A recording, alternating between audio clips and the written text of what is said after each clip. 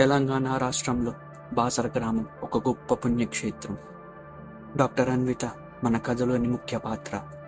ఆమె ఇక్కడే ఉన్న ఒక ప్రైవేట్ న్యూరో సెంటర్లో పనిచేస్తుంది. ఆమె తన తల్లి మెదడు మీద చాలా పరిశోధనలు చేసేది. కానీ ఎందుకు చేసేది? అసలు ఆమె తల్లికి ఏమైంది? రండి కథలోకి వెళ్ళి తెలుసుకుందాం. అన్విత చిన్నప్పటి నుండే మానవ మెదడుపై, వాటి ప్రవర్తనపై ఆసక్తిగా ఉండేది. తన తల్లి సంగీత విద్వాంసురాలు కావడంతో సంగీతం పైన కూడా బాగా పట్టు సాధించింది. ఒకరోజు ఆమె తల్లి పాటలు మర్చిపోవడం, సరిగమలు తప్పుగా పలకడం మొదలుపెట్టింది. కొన్ని రోజుల తర్వాత వంట చేసే గ్యాస్ ఆఫ్ చేయడం మర్చిపోయింది. ఇంట్లో మంటలు వ్యాపించాయి. కొద్దిలో ప్రమాదం తప్పింది. ఇంకా ఒకసారి అన్విత జ్యోతి అనే పేరుతో పిలవడం జరిగింది. అది ఆమె చిన్ననాటి స్నేహితురాలి పేరు. అన్విత ఎంతో బాధ, భయంతో తన తల్లిని డాక్టర్ వద్దకు తీసుకెళ్ళింది.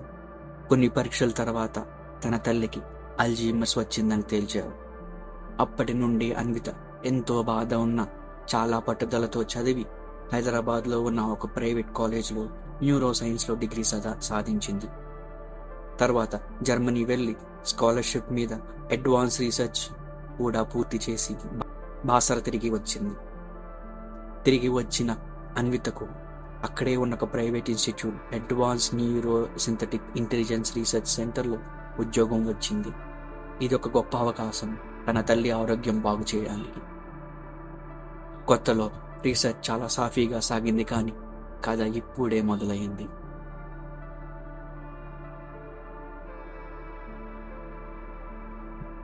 ఒక దశలో మేనేజ్మెంట్ అన్విత తల్లి అల్జీమర్ సమస్యను తెలుసుకుని తమ ప్రయోజనాలకు వాడుకోవాలనుకున్నారు. ఆమెను ఎమోషనల్గా బ్లాక్మెయిల్ చేయడం మొదలుపెట్టారు. ట్రీట్మెంట్ బయట చేయనివ్వకుండా అన్ని కాల్స్ మానిటర్ చేశారు. ఇంత ఒత్తిడిలో అన్విత చివరకు తన తల్లి మెదడుపై రీసెర్చ్ చేయడానికి ఒప్పుకుంది. కానీ షరతుగా తానే పరిశోధన చేయాలని స్పష్టంగా చెప్పింది. మేనేజ్మెంట్ కూడా ఒప్పుకుంది. ఒకరోజు తల్లిని న్యూరో సెంటర్కి తీసుకొచ్చి ఆమె మెదడులోకి జ్ఞాపకాలు సిస్టమ్ ద్వారా డౌన్లోడ్ చేసి ఒక క్లౌడ్ స్టోరేజ్కి అప్లోడ్ చేయడం మొదలుపెట్టింది. కానీ సమస్య ఇప్పుడే మొదలయ్యింది. అప్లోడ్ జరుగుతుండగా సిస్టంలో ఎర్రర్ వచ్చింది. కానీ మెమరీ ట్రాన్స్ఫర్ అవ్వలేదు. కట్ చేస్తే బాసర పక్కనే ఉన్న లలితానగర్లో చిన్నపిల్లల ప్రవర్తన మారిపోయింది.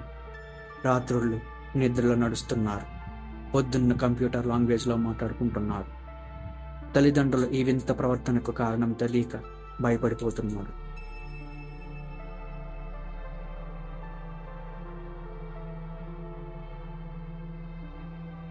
కొన్ని రోజులకు మన కథానాయకుడు జర్నలిస్ట్ వేణు బాసరలో జరుగుతున్న వాటిపై లలితానగర్కి వస్తాడు.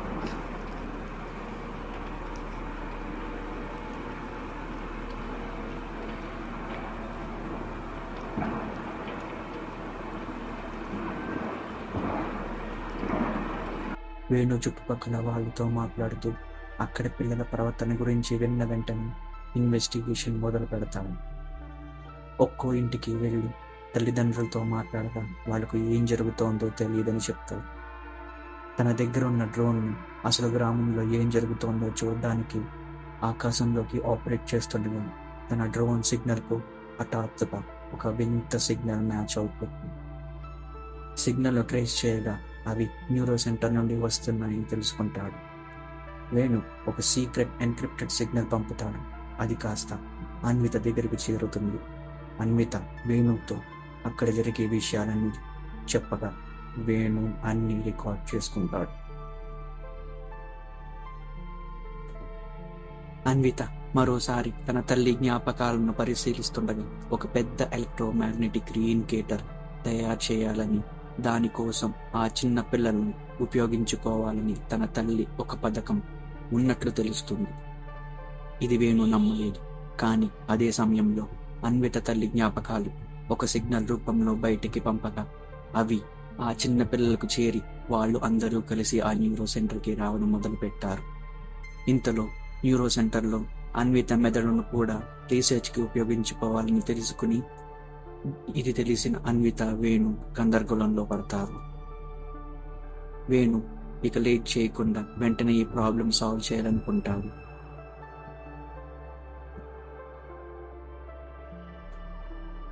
కానీ వేణు మెదడును అన్విత తల్లి కంట్రోల్ చేయడం మొదలు పెడుతుంది. వేణు ప్రవర్తన వింతగా మారుతుంది. అన్విత ఈ విషయం గ్రహించి సిస్టమ్ను ఆఫ్ చేయడానికి ట్రై చేస్తుంది. కానీ సిస్టంలో మాన్యువల్ ఓవర్ రైడ్కి ఎవరికీ యాక్సెస్ లేదు. ఆ మిషన్ ఆఫ్ అయ్యే పరిస్థితి లేదు. అన్విత బాధతో, అమ్మా నువ్వెందుకు ఇలా అయిపోయావమ్మా అని బాధపడుతూ ఉంటుంది.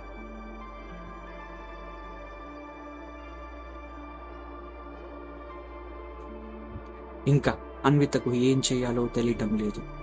ఆ సిగ్నల్స్ ల్యాబ్ అంతా లాక్ చేశాయి. సిగ్నల్స్ కొనసాగుతూనే ఉన్నాయి. ల్యాబ్లో అన్విత, వేణు, కొన్ని సిస్టమ్స్ తప్ప ఇంకెవ్వరూ లేరు. ఒక సమయంలో వేణు స్పృహలోకి వచ్చి అన్విత తల్లి పంపిన సిగ్నల్స్ రివర్స్ ఇంజనీరింగ్ చేసి సిస్టమ్స్ డిజేబుల్ చేస్తాడు. దాంతో ల్యాబ్ డోర్ ఓపెన్ అవుతాయి. ఎలక్ట్రోమైన్ మిషన్ కూడా ఆఫ్ అవుతుంది. వెంటనే అన్విత బయటకు తప్పించుకుంటుంది. మరుసటి రోజు అన్విత ల్యాబ్లోకి వచ్చి వేణు లేడని తెలుసుకుని అసలు వేణు ఏమయ్యాడో, ఎక్కడికి వెళ్ళాడో ఆలోచిస్తూ ఉంటుంది. లలితానగర్ మళ్ళీ సాధారణ స్థితికి వస్తుంది.